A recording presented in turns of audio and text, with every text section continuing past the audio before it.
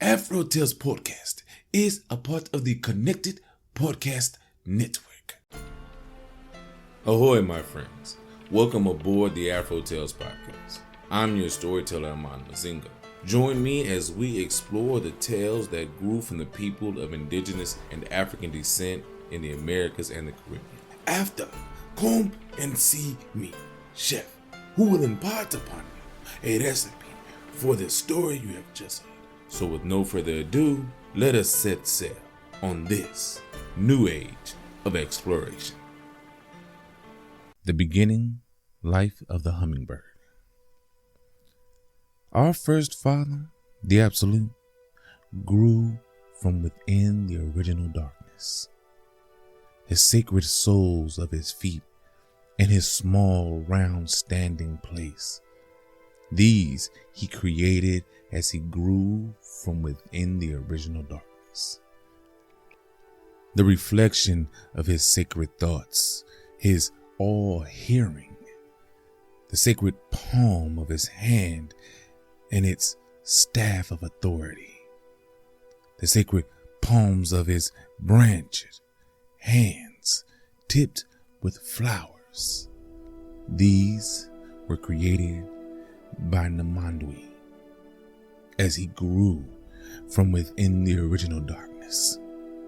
Upon his sacred high head and its headdress of feathers were flowers like drops of dew.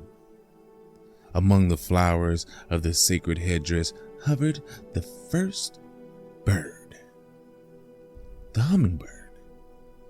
As he grew, creating his sacred body, our first father lived in the primal winds. Before he had thought of his future earth dwelling, before he had thought of his future sky, his future world, as it came to be in the beginning, Hummingbird came and refreshed his mouth. It was Hummingbird who nourished Namandui with the fruits of paradise. As he was growing, before he had created his future paradise, he himself, our Namandu father, the first being, did not see darkness. Though the sun did not yet exist, he was lit by the reflection of his own inner self. The thoughts within his sacred being, these were his son. The true Namandu father, the first being, lived in the primal winds. He brought the screech owl to rest and made darkness. He made the cradle of darkness. As he grew, and the true Namandu father, the first being, created his future paradise, he created the earth. But at first he lived in the primal winds. The primal wind in which our father lived returns with the yearly return of the primal time-space. With the yearly recurrence of the time-space that was, as soon as the season that has ended, the trumpet vine tree bears flowers. The winds move on to the following time-space, new winds and a new space in time come into being, comes with the resurrection of space and time. The end. The Ibis story. Once in the old days, as spring was drawing near, a man looked out his lodge and saw an ibis flying overhead. Joyously, he cried out to the other lodges, "An ibis has just flown over my lodge. Come see." The people heard him and came rushing out, crying, "Spring has returned! Spring has returned!" The ibises are flying. They leaped for joy and talked loudly. But the ibis is a delicate and sensitive woman. She must be treated with respect. When she heard the commotion made by those men, women, and children shouting on and on so raucously, she became angry, deeply offended. She called forth a thick snowstorm with bitter frost and much ice.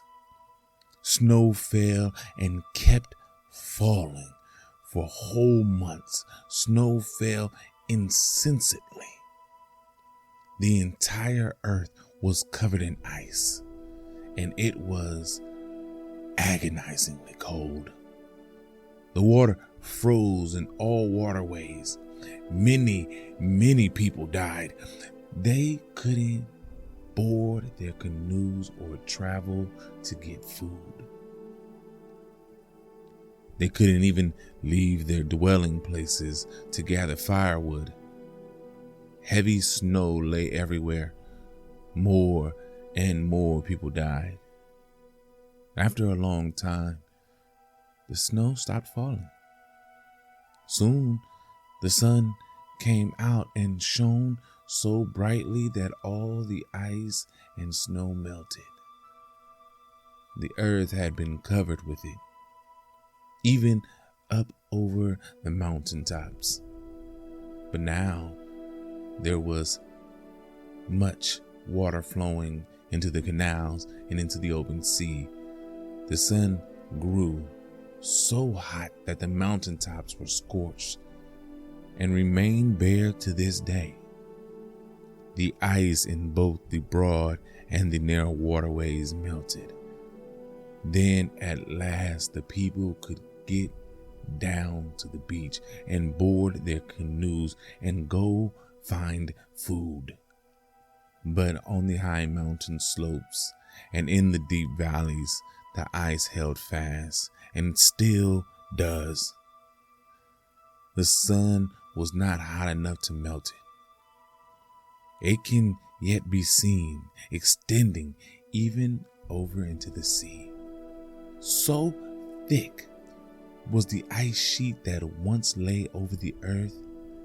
The bitterest of frost and a dreadful snowfall, all of it was brought by the ibis. Indeed, she is a delicate and sensitive woman. Since then, the Yamana have treated the ibis with great reverence. When she approaches their lodges, the people keep still. They make no noise. They hush up the little children to keep them from shouting. Is that her? Has she returned? Shh.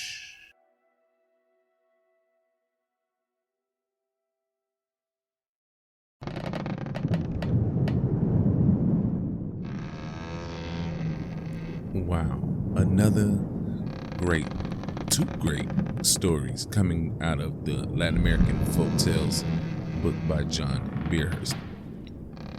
The first one coming from the Guarani people of Paraguay about Namandui, and I apologize if I mispronounced that name. I do not want to offend your culture or your spiritual beings.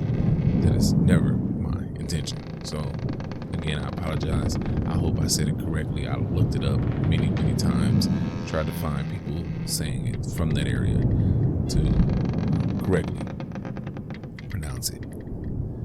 An awesome story. And the fact that a hummingbird nourished your first father, the first father of the Guarani people, is amazing. Basically, the hummingbird nourished God. Wow. That's just amazing. I don't have much to say about creation stories because it's mythology. But it's awesome in the way that things are created in other cultures versus your common Judeo mythology, So I appreciate that. And I actually had to look up why the screech owl was in there, because I wanted to find out more. And apparently, hummingbirds and screech owls fight. They will get into it, and that's awesome. Like, how many people think of hummingbirds as fighters?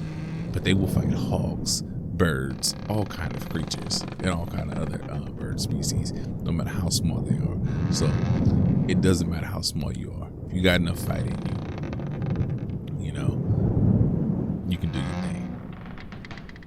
Another thing, this is awesome. Apparently, about 22 million years ago, the first hummingbirds appeared in South America. How awesome is that? I kind of go on deep dives, and that is an awesome fact. 22 million years ago, the hummingbird shows up in South America. God. I love it. So, and there's a lot of different kind of spiritual things and things given to hummingbirds, but that was just something amazing. I love the screech owl fact, and I love the fact they've been around for 22 million years. Now, the second story, and the reason why I put it in this order, is because it is a flood myth story.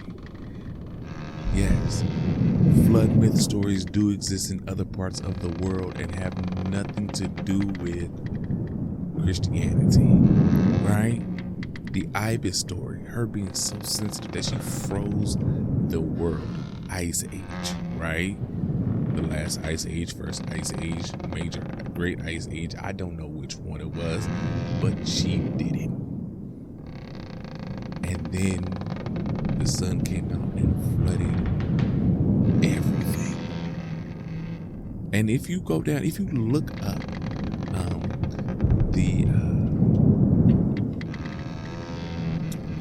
the area in Chile where the Yamana people lived, you can still see the ice caps. You can still see the sheets of ice that have been there. You gotta understand, Chile is a hop, skip, and jump from Antarctica. So that is just awesome, right? And the Ibis is right there in that area. Like, we're talking about the spot where countless explorers have tried to get around South America. That little bit of area between Chile and Antarctica is so treacherous that pirates, explorers, people, it's some of the most famous explorers in the world have struggled to get through there, and these people live there. I love the tenacity of human beings. They are awesome. And this Ibis story is a great one. I don't have much to say. We have the creation story from the Guarani, and we have the flood story from the Yamana, both right there in South America. Just anyway, go see Chef. He has a great recipe coming from Paraguay. And until we meet again for another great story, as always, have a blessed day.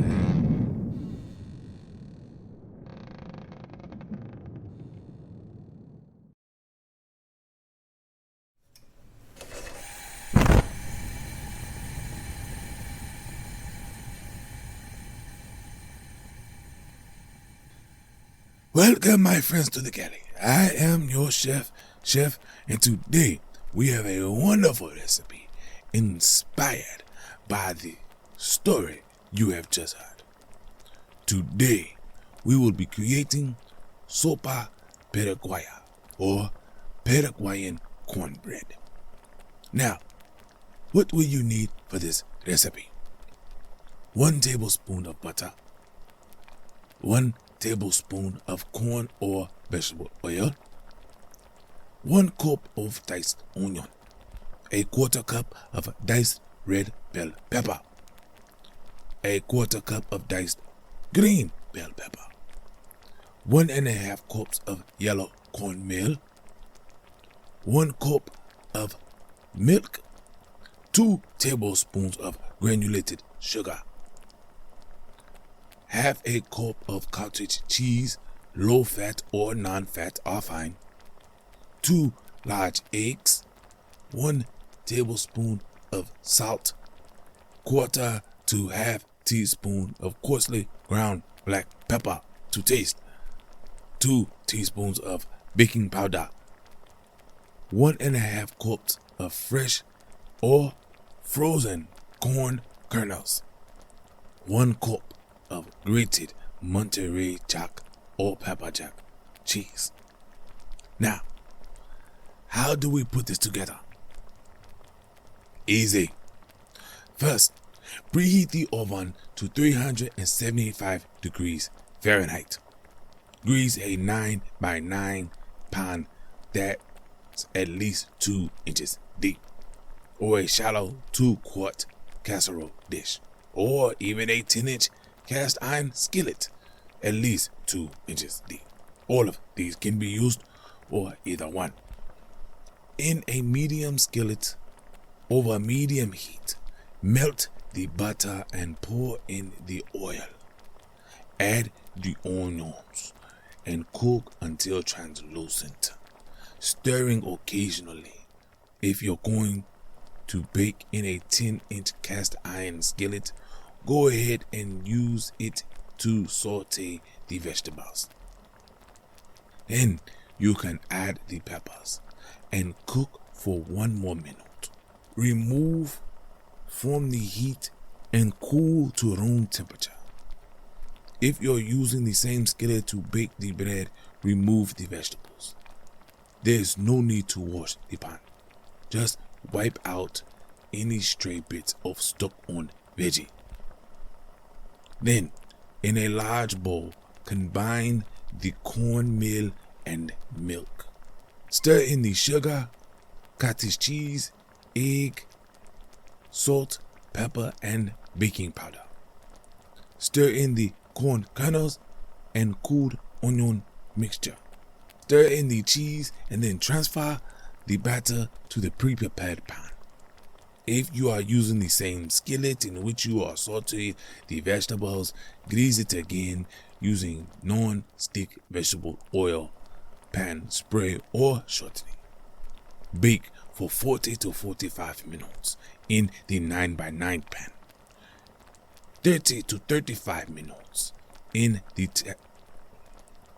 30 to 35 minutes in the cast iron skillet, until the center feels set when lightly touched with your finger and the edges are beginning to brown. Another trick is take a toothpick, put it in the center and take it out. Make sure it goes in and comes out clean. Remove from the oven, cut in squares or wedges and serve warm. And that is it, my friend. You have just prepared a wonderful dish. Now, go make this dish yours. And until I have another wonderful recipe for you, always remember the stories you have heard. And as always, my friends, Enjoy.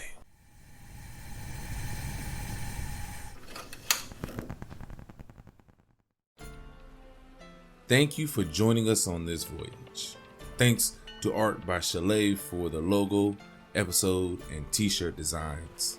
You may also get a t-shirt and other items on tpublic.com. You can contact me on all socials at AfroTalesCast. That's Afro TALES cast. And email me at AfroTalesPodcast@yahoo.com. You may also become a benefactor by simply sharing with any and everyone, giving a thumbs up, or rating in your podcast app of choice. If you wish to donate, I am on Patreon and Ko-fi.com. That's ko-fi.com. So, until we meet again, may your winds be fair and your seas follow.